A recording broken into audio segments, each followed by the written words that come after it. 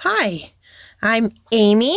I am co-owner and illustrator for Sweet November Stamps, and I am back with a brand new scene coloring breakdown video series here on the Sweet November Stamps YouTube channel.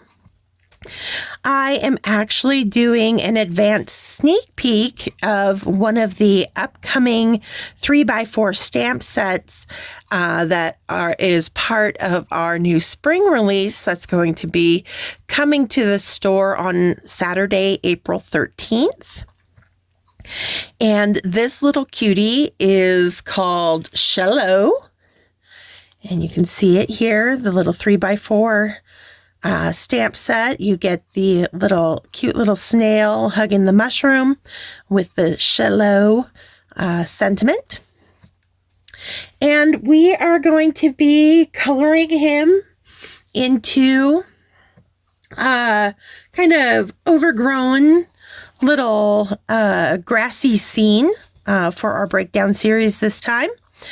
And so let's jump right into that. We are actually going to start with our background first, and then we'll end the series coloring our little snail. So I'm going to start pulling out for this first video. We're just going to get our base colors down, which is going to include kind of an ombre of blue into green to get our base that we're going to build our background off of for the rest of the scene. So I'm going to start with some B000, and I'm just going to do long, smooth brush strokes going across the entire width of that card. I am working on Catherine Pooler white cardstock. This is cut to 4 1/4 by 5 1/2. So it's a standard A2 sized card. You'll notice I'm using the side of that brush nib to give myself wide, very smooth application of color. I'm going to come in with some B00. And we'll want our B quad as well. Same type of brush stroke, long and smooth. Just trying to create a very nice flat base of color to be working from.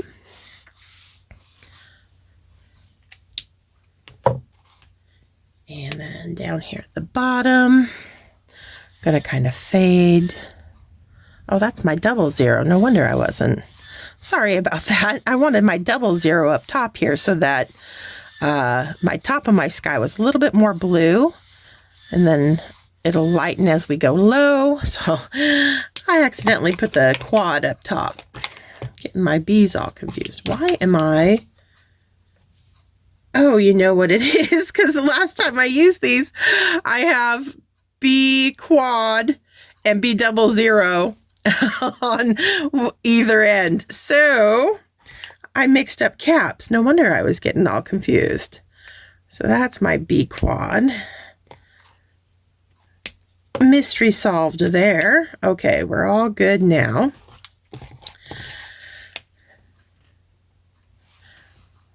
B quad down here to really fade out. Try to lighten that B00 that I accidentally put down there. It's not going to be a big deal, but it's just not going to be as gradual of a transition now as I was planning on having, but it'll be fine. All right.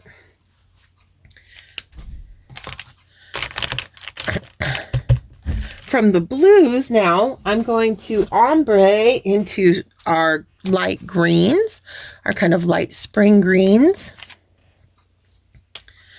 So YG quadruple 0.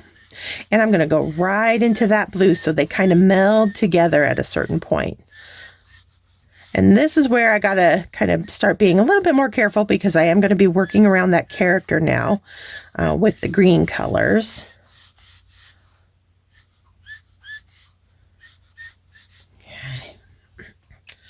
And we'll go to a YG00.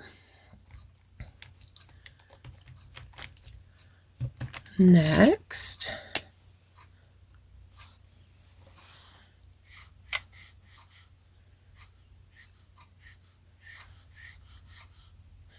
And I find it's easier to kind of pull away from the character, so you're less likely to accidentally get any of your background color onto that character.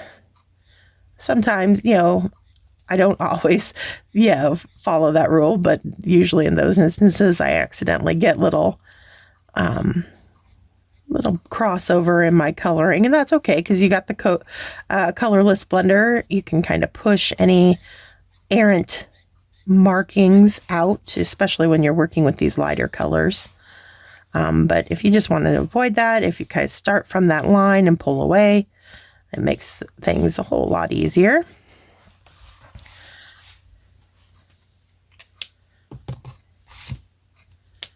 Back to that quad,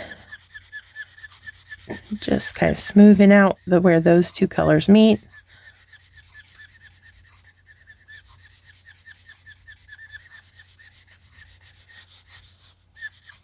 Okay. I'm going to come in with 03.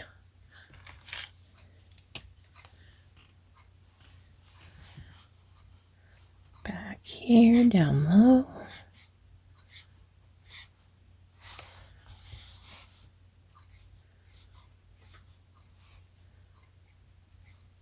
Again, pulling away from that character.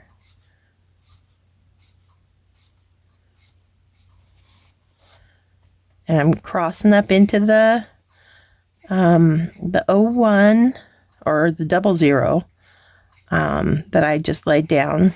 And we're going to we'll come in with the 01 next, and we'll kind of bridge that gap. And all of this, it's not meant to look pretty yet or smooth. I'm just getting my base colors down.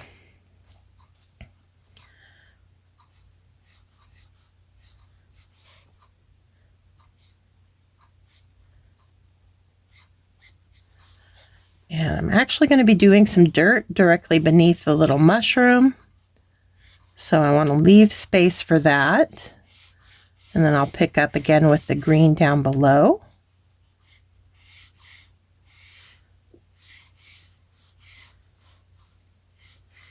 Just leaving a little space to add a little dirt in there.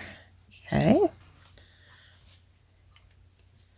And look at that, in just a couple minutes, it almost, looks like we've got half the card already done. And that's just because we're filling in all that color.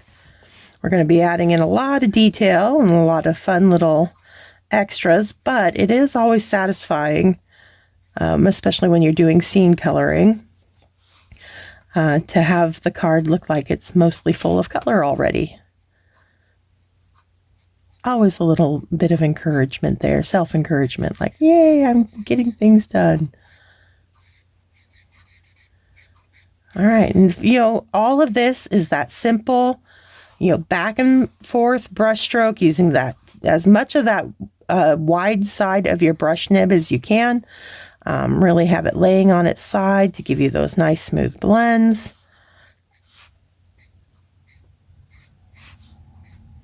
If you have the Copic airbrush system, you could mask off your character and get a super smooth gradient of color using that. But since we are doing a scene coloring, like straight coloring, I figured might as well do it all by hand. But that is an option for you. Or, well, with what's coming next, unless you're using dye-based inks, I wouldn't recommend doing like ink blending for the base coat background, because we are going to be using Copics over top. You can use Copics over dye-based inks. That would be fine, but I don't know how well or smooth of a blend out you would get. since I don't really do that. I'm all about coloring with the Copics. So yeah. Just working this. I'm going to come back with those blues. I want my B quad again, just to kind of do some back and forth.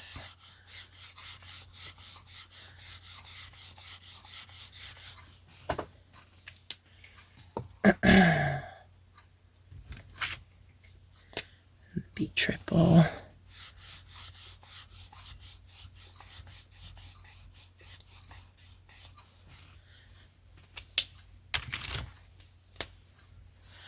Back to that quad. All right, so there we're starting to get a nice melding of the two, the green and the blue. Okay.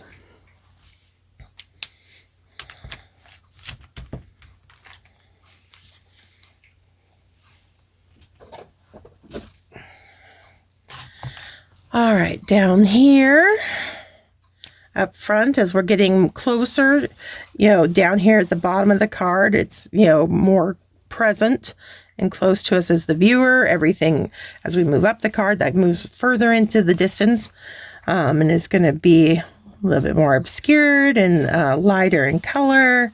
So down here, I'm going to start concentrating some of my darker shades of green, and that's really going to help pull this to the front of our scene.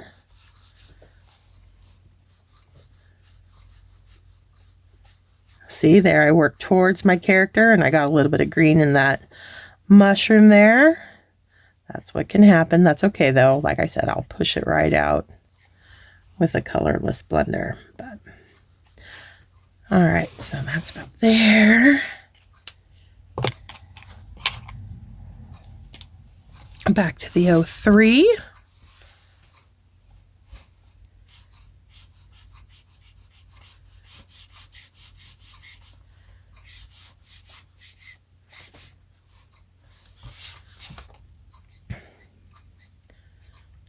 Soften and blend out those brush strokes.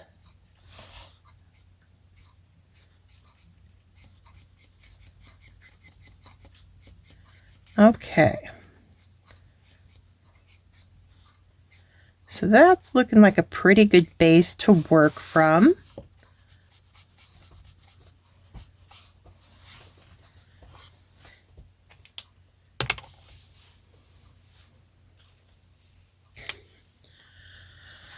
Use that colorless blender, just opposite, and I push, because it doesn't really blend. What it does is it pushes. So I start opposite where the color is, and I push it back towards that inked line. So it kind of gets hidden. The ink gets hidden underneath that stamped line. That's what kind of pushes it. There we go. All right. Oh, and I forgot to mention, I've stamped this little guy using Memento Rich Cocoa dye ink rather than the tuxedo black. It just gives them a little bit softer look without it being no line. So I thought it would be cute with this little guy. All right, I think that's where we're going to wrap it up for this first week. Keep these segments nice and short and doable. And then when we come back next week, we will start adding the details into our distant background and start building up the rest of the scene. So that's it for me this week. Thank you for joining me, and I'll see you in the next video. Bye.